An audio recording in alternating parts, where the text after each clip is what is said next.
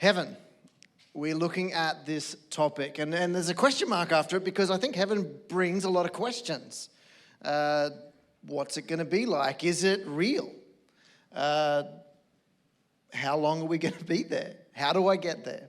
Who's welcome? Who's included? Who's excluded? All these sort of questions around heaven. I did a little bit of research, and according to that research, about 45% of Australia believes there is a heaven.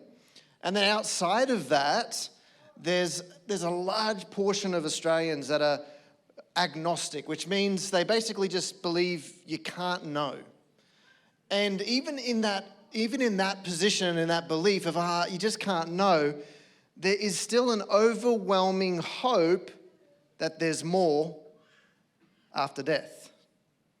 So the majority of people long for something after death.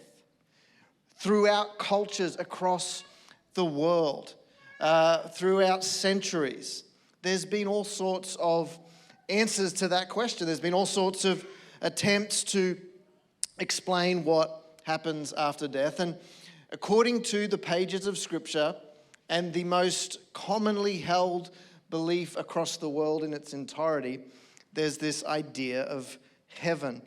And there's a lot of questions about it.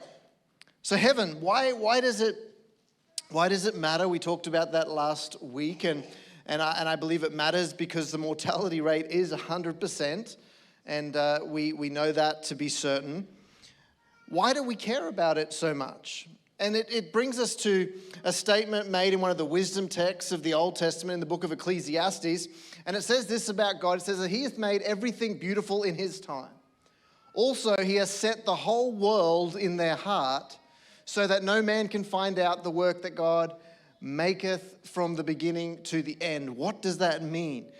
This context, this verse is saying that God has placed inside of us this desire to know what's going on. This thing of the world, the word that is translated from also has the context of eternity in a very long time, the bigness, the wonder of the world and the universe, and He's placed that in man's heart.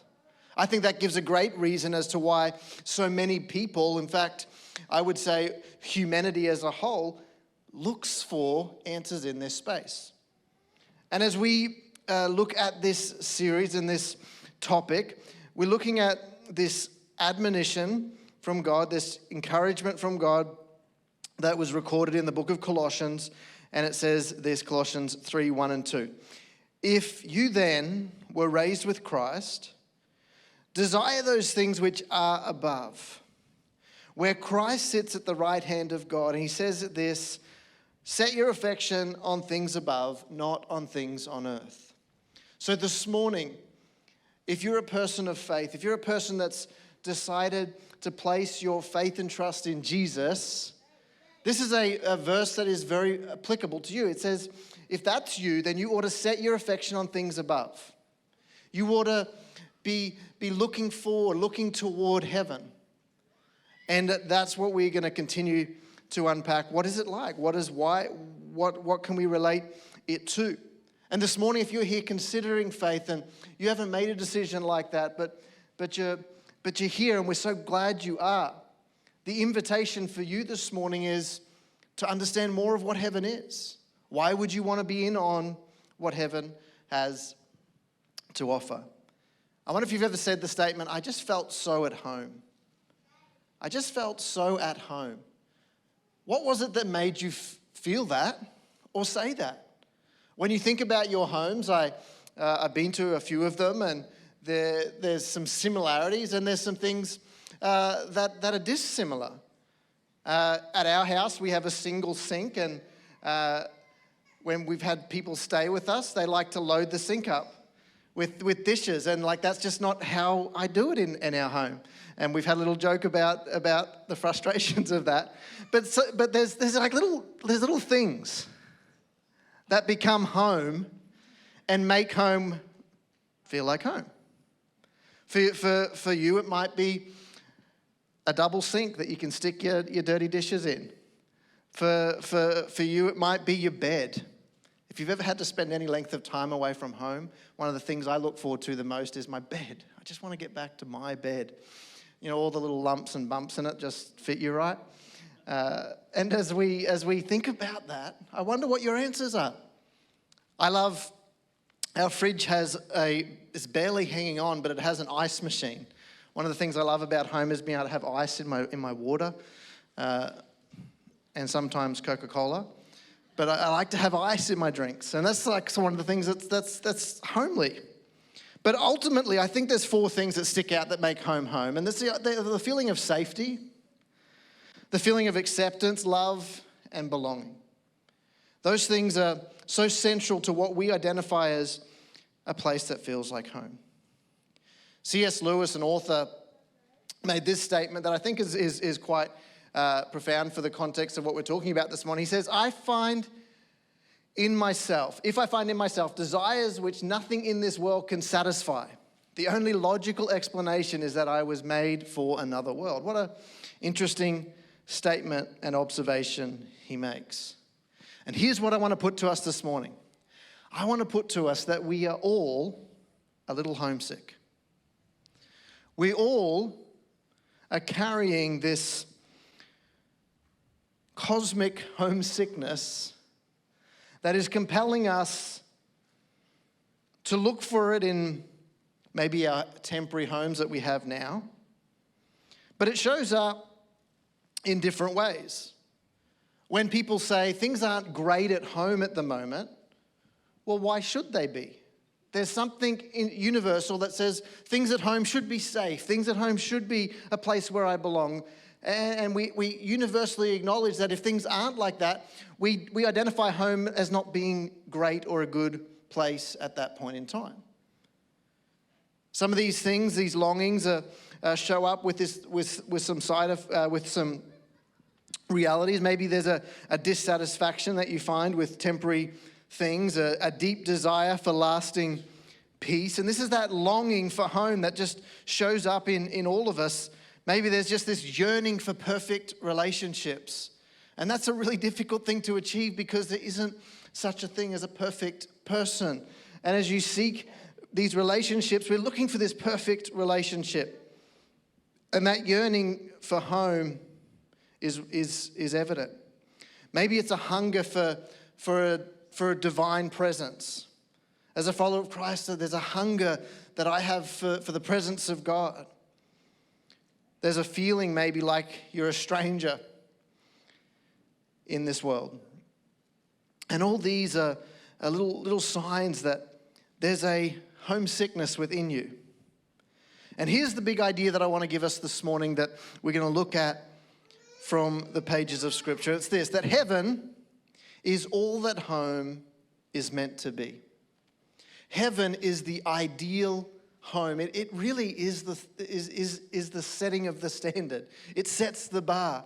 And as we look at what the Bible has to say about it, it explains and presents heaven as a home for us. And I hope this will help us with our perspective on what heaven is and has to offer. One thing that we know for sure about this side of eternity is that it's difficult. It has hard moments.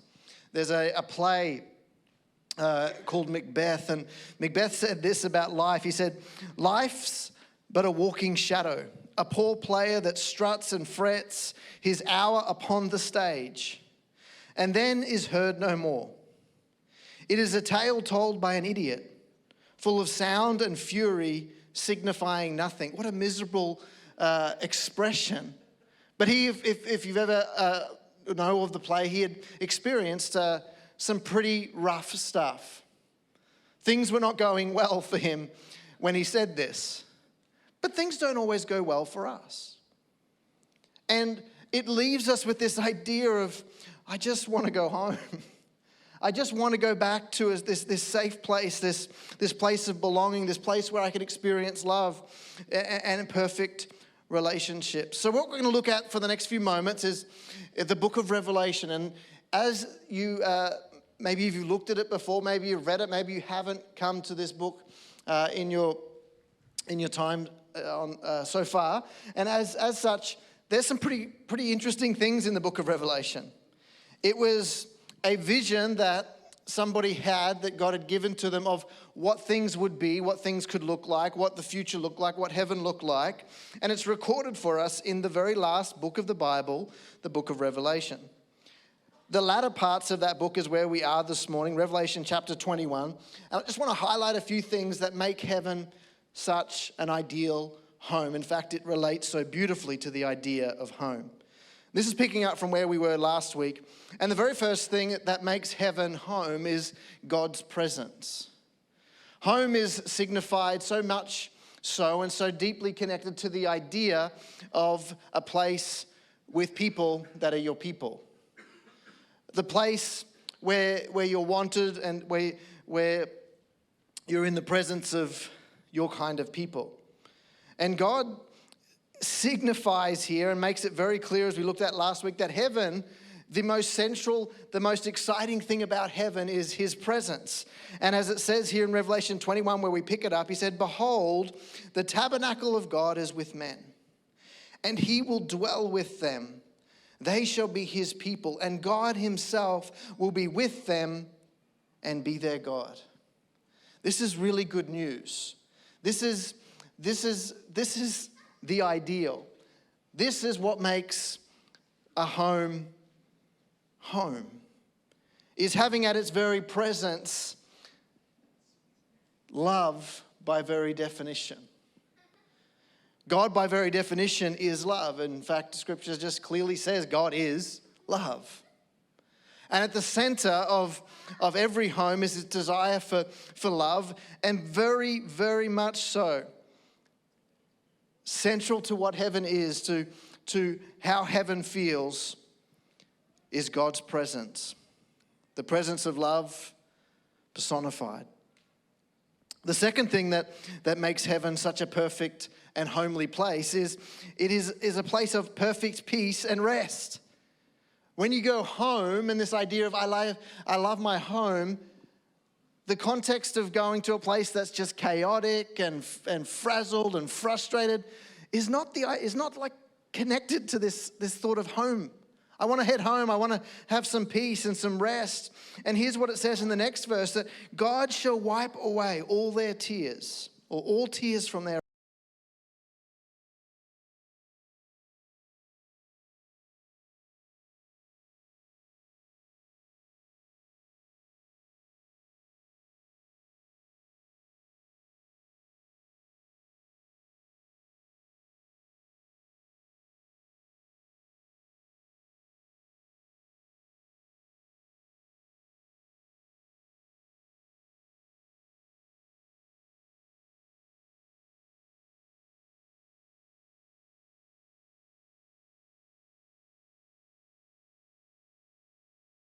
from that frustration or that pain or that sorrow or that issue. And these are some of the things that he lists we're going to have rest from. Rest from sorrow. That's really good news. Rest from pain and past hurt. Furthermore, it goes on to say that there'll be rest from sin and brokenness. The idea of sin, what's sin defined as? It's this concept of missing the mark.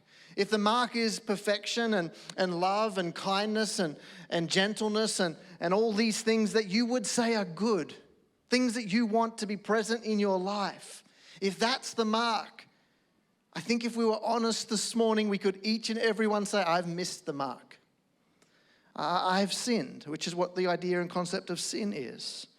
But as we continue to look at what this perfect home looks like, Revelation 22, the next chapter over, says that there will be no more curse.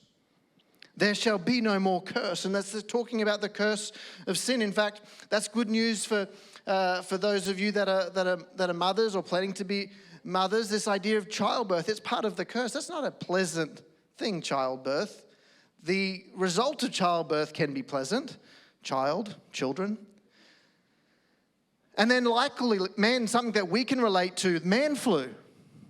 Something of equal significance, The man flu. There'll be no more sorrow, no more sickness. That's not going to be around. That's a good thing for us. There will be no more curse. And just as God rested after creation, we'll experience true completion and fulfillment in heaven. That's the ideal. When you think about what home should be like and what home should feel like, heaven is just that and more. The third thing that we see as we look through this is it's a place prepared for you. My wife's been away, unfortunately, in hospital for the larger part of the beginning of this year, and I thought our house was broken. I would come home and there was no food sitting for me on the stove.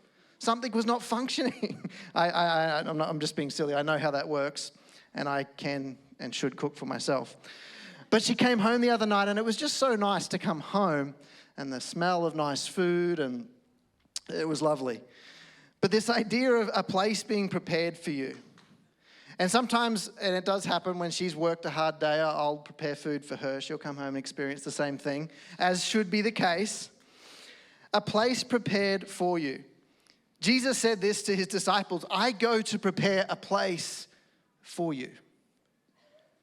Think about that feeling of coming home and things seem to be ready for you to come home, and that's a great feeling. But this idea of the creator of the universe preparing a place for you, I mean, what does that smell like? What does that feel like? It would be great. And heaven isn't this unfamiliar foreign place because he's designed it with you in mind. Heaven is a home designed for us by Jesus himself. Now that is really good news. In the context of heaven being homely, heaven is a place of meaningful purpose but without burden. In Revelation 22, where we saw that statement about there being no more curse, it goes on to say his servants will serve him. Now, I know that might sound on a surface level, what do you mean? There's going to be work in heaven?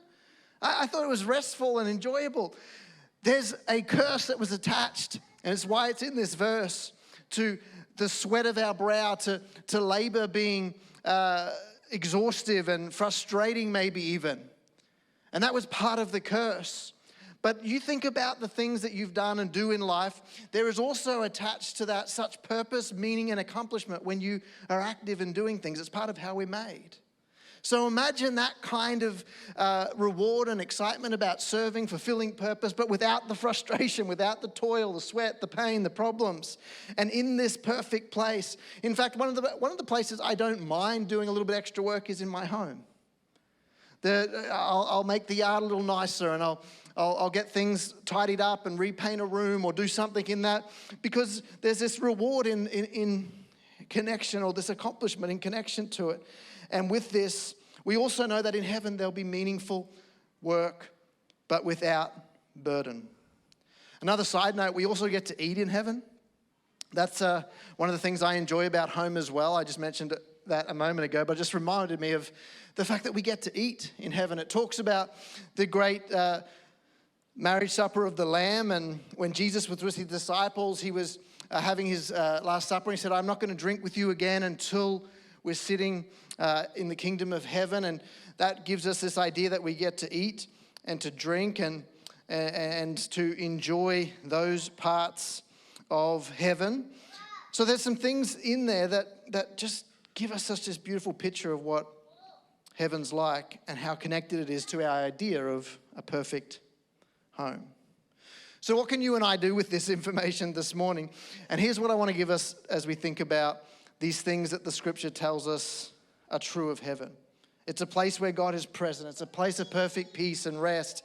It's a place prepared for you, and it's a place where we can work and serve without the toil and frustration connected with that. And here's what I want us to think about today. As you focus on heaven and live with that perspective, as Colossians asks us to do, think on the things above. What you find is your life it becomes more aligned with the peace, joy, and purpose of this heavenly home. And what you can do, and what can be a byproduct of this, is that our homes can be a great picture of our heavenly home. And as we prepare towards that, that becomes the case. So what can we do this morning? What can we do this week? And my challenge to each of us is that we would get ready to go home. That we would get ready to go home. That we would prepare for our homecoming. And as you think about the things that make your home a home and the things you do to make that possible, there's two things that come to mind most commonly, and that Scripture also gives us admonition to do. And the first is our stewarding of resources. We steward them well. We do the things that we do, and we steward the things that we have. And in doing so enables us to be ready, to make our home ready. The second is that we cultivate relationships. We cultivate relationships. And as we think about making our homes a great picture of what heaven is, there is great news in the fact that we today, as we move forward into tomorrow, have access to that same God.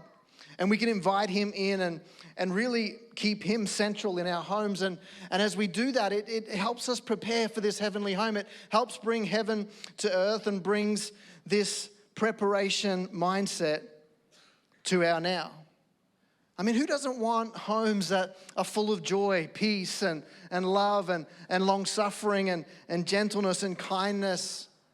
I want a home like that. And he invites us to invite him into these spaces, and in our preparation for our ideal home, he invites us to allow him to do a work in us as we cultivate a relationship with him, and then better and cultivate relationships with those who are in our home, who we bring into our home. In this, there's a great truth that heaven is just not a distant place, but it is also a life-changing reality. We understand the context of home. We get the idea that when home things aren't good, that everything just feels off. So what can we do about that? We can set our affection on things above. We can look to the ideal. We can look to the standard that God sets, and he says, hey, you are homesick because I have a home prepared for you. I have a place prepared for you. And the things that you're looking for are present in that place. And central to that place is my presence. So how does heaven in the future change our now? Because he also says, you can invite me into your home, your place, your today. As our musicians come this morning, I want us to think about a few things as we talk on this topic of heaven. And the first is that it is centered around the presence of God. The second is it's likened unto a home, which we talked about this morning. And if you can metaphorically attach this idea of what a home ought to be, he says that's what heaven's like, plus more. But heaven is also full of people. And that begs the last and final question, which we'll be addressing next week, of who goes there? How good is good enough? Across the world, there's many people that believe there is a heaven. And there's many people that believe they're going there. But why? Why are they going there? What does the Bible have to say about who goes there and what's required? A lot of the times the context or the questions asked or maybe the statements made, I'm a good person. That's why I'm going to heaven. Well then, how good is good enough? What does the Bible have to say about that? Is that actually what gives us the assurance and the promise of heaven? We're going to look at that next week. It's a really great question. It's actually an exciting answer. It actually takes so much. It's a good answer. And with that answer, there's an assurance. I think there's a follow-up question of the idea of, can I be sure that I am going there? And according to the pages of Scripture, yes, you can. So here's what's on offer, that we can be fully satisfied, fully whole, and fully at home in the presence of God. That's what heaven looks like. A place where you can be fully satisfied, fully whole, and fully at home in the presence of God. Now, as you live out today and tomorrow and the year ahead, my prayer for you is that you can bring into your personal life more and more so that very presence of God that makes heaven home.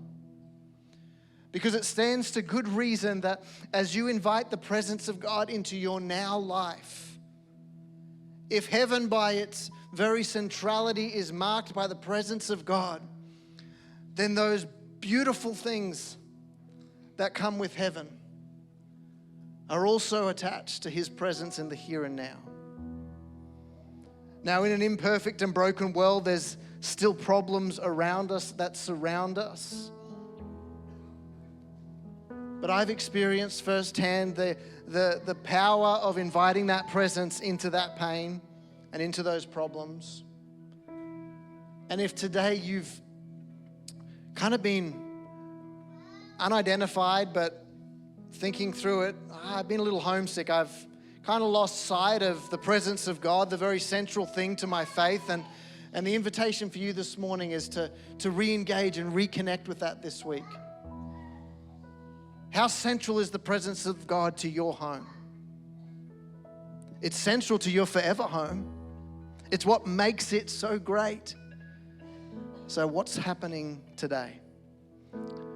What happened yesterday in your home? How central was God to the goings and the comings of your home yesterday?